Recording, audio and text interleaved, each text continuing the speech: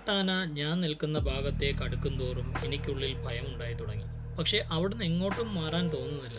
Video എടുക്കണം എന്ന അതിയായ ഒരു ആഗ്രഹം അതെനിക്ക് പണ്ടേ അങ്ങനെയാണ്. വന്യമൃഗങ്ങളുടെ വീഡിയോയും ഫോട്ടോയും ഒക്കെ പകർത്താനിറങ്ങിയാൽ, അവയെ കണ്ടെത്തിയാൽ പിന്നെ അവർ കാണാമറയത്തേക്ക് മറയും വരെ അവരെ പിന്തുടർന്ന് വീഡിയോ എടുക്കണം എന്നൊക്കെ തോന്നും. പക്ഷേ ഒരുപാട് അടുത്തേക്ക് പോകുന്നത് അപകടങ്ങൾ ഉണ്ടാക്കും. അതിനാൽ ഞാൻ ടെലിഫോട്ടോ ലെൻസുകളാണ് യൂസ് ചെയ്യാറുള്ളത്. ഒരു 50 മീറ്ററിൽ കൂടുതൽ ദൂരത്തിലൊക്കെ ആയിരിക്കും മൃഗങ്ങൾ. അതുകൊണ്ട് അത്ര പേടിക്കേണ്ട ആവശ്യങ്ങൾ ഉണ്ടാകുന്നില്ല. പക്ഷേ മൃഗങ്ങൾ അടുത്തേക്ക് എത്തിത്തുടങ്ങിയാൽ നമ്മൾ ദൂരേക്ക് മാറാൻ തുടങ്ങണം. അകലം പാലിക്കണം. അതാണ് ഇരുകൂട്ടർക്കും നല്ലത്.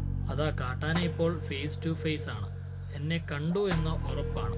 ഇപ്പോഴും ഞാനും കാട്ടാനയും തമ്മിൽ നല്ല അകലം പാലിച്ചു തന്നെയാണ് നിൽക്കുന്നത്. അങ്ങനെ ഒട്ടും പ്രതീക്ഷിക്കാതെ അവൻ കാണാമറയത്തേക്ക് മറഞ്ഞു. അപ്പോൾ ഉള്ളിൻ്റെ ഉള്ളിൽ ഭയം തുടങ്ങി കേട്ടോ. വീഡിയോ ഇഷ്ടപ്പെട്ടാൽ സബ്സ്ക്രൈബ് ചെയ്യാനും ഫോളോ ചെയ്യാനും മടിക്കരുതേ. Thank you so much.